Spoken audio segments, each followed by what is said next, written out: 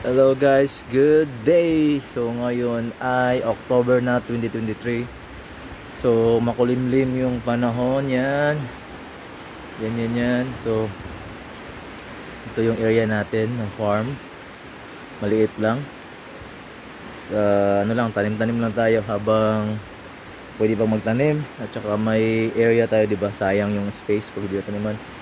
So meron akong ginger or luya na tinanim last January. So, tingnan natin kung ilang yung laman o ilang kilo. So, pakita ko. Ito yun siya. Around ano to?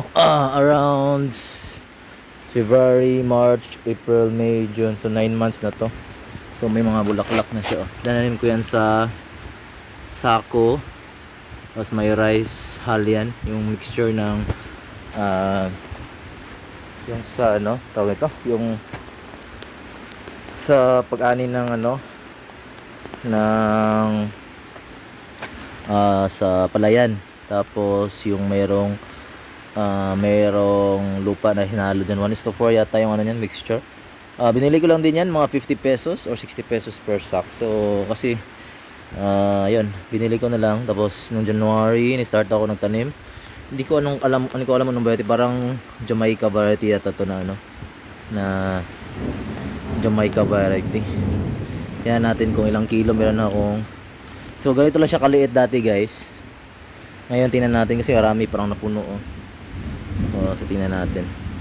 Hello guys, so ito yung harvest natin.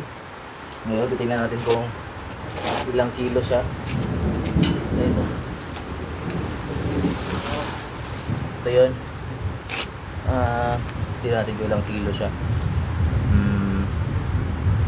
Siguro abot na isang kilo yata to for February, March, April, May, June, July, August, September, October.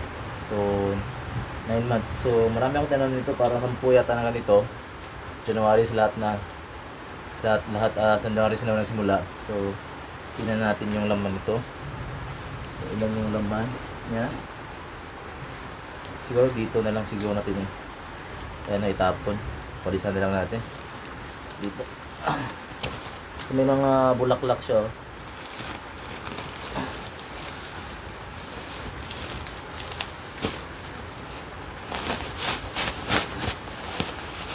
Okay.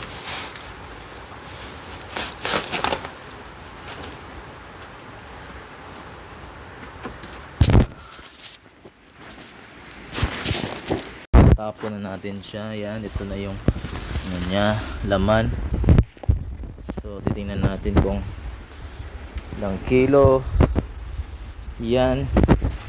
Ito yung tanim niya. So sabi nila mas maano daw, marami daw yung laman pag ganito. Kasi first time ko lang naman mag-harvest ng ganito.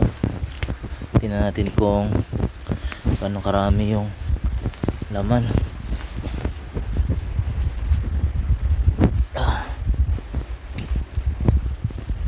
So baghag na raming ugat to.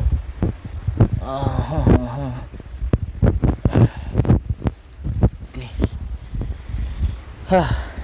Hirap na laki ng tiyan. Sige lang, laban lang. So ano,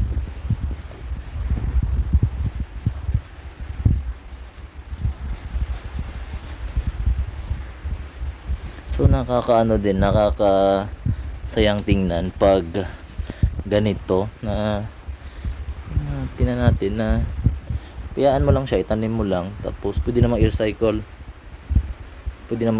tong ano, lupa ulit, abunuhan mo lang, lagyan ng papataba kasi nawala na yung ano niya, nutrients ito eh, sinagamit na eh.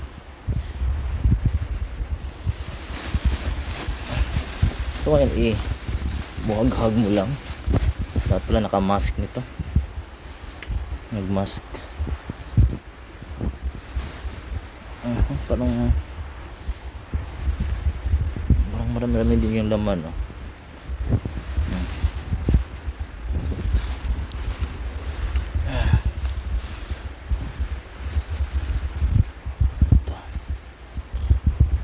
So ito siya, yan. Okay.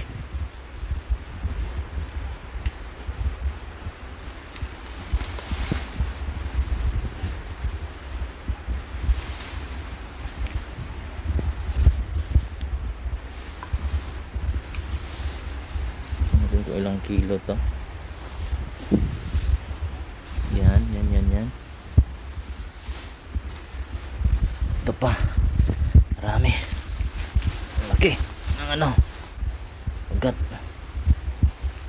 So, may nakita din ako sa YouTube na pwede mong itanim kahit ganito na siya kalaki. Mas madali siyang ano yun. So, lahat kasi ngayon nasa YouTube. Oh, ito yung ano guys. So, ito yung ano niya. Ito yung dati na tinanim ko. Isa lang to. Oh. Ito lang yun. Oh. Ito lang yung dati. Oh. Ito lang yung isa na yun. Oh. Tapos ngayon hanggang ito na siya karami. Oh. Tingnan mo yan. Tinanim mo lang mga 9 months. Tapos ngayon ito na siya karami.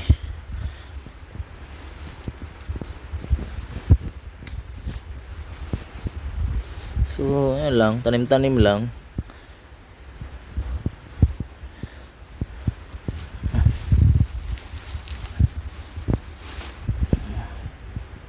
Ito yung dati, oh.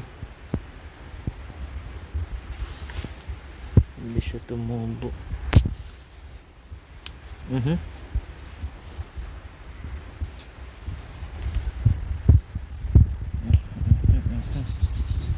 So yan, tingnan natin.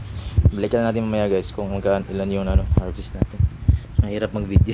Ngayon harvest natin guys. So after 9 months, yung maliit na ganito lang yung dati. So ngayon ganito na siya karami. Siguro yung lang abot ng 1 kilo to. So yan. Hindi natin naabot ng 1 kilo. Putulin muna natin yung ano. Tapos ayan, putulin natin tapos timbangin. Okay. Gasan muna to tapos timbangin. Okay. Tapos yun yung lupa doon, pwede man to gamitin ulit. Ito na yan. So moment of truth. So after 9 months, tingnan natin kung magkano ba talaga yung kilo. Ilan yung kilo na matimbang ito. Yan, hindi na mali.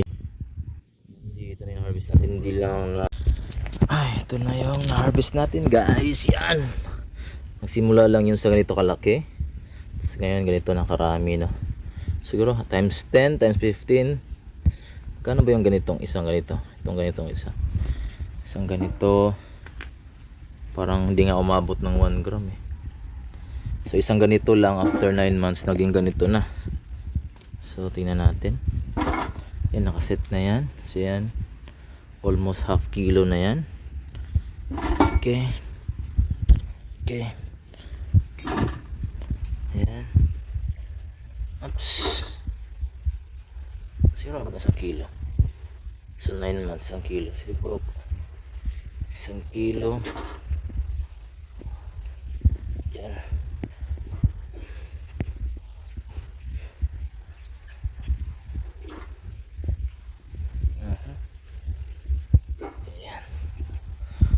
Kulang 1 kilo. So itong ganito. So naging times 10 siya. Almost times 10 sa kasi yung isang piraso mo hindi umabot noon. Siguro po pag umabot to ng 1 year, more than 1 year, like 12, like 1 year ganun. Kasi pwede naman itong pabutin ng 1 year. So abot siguro to ng mga 1 kilo, more than 1 kilo. So okay na din. Tanim mo lang sa gilid-gilid yan. So muntik na siyang umabot ng 1 kilo. So yan, 9 months. So naging naging 9. So itanim mo ulit to. So yung 1 kilo mo di baka maging 9 kilos or 10 kilos for another 9 months, di ba? So meron kang 100 kilos, so magiging 900 kilos. Depende kung ano, maganda pagtanim lahat. So yan, wala namang assurance kasi pag nagtatanim ka. So yun, parang may assumption lang tayo, pero hindi naman pwede natin sabihin na yun yung magiging at least mayroon kang calculation. Okay, yun guys. So sana na-share ko lang. So, ito pala pwede kong itanim yan yun.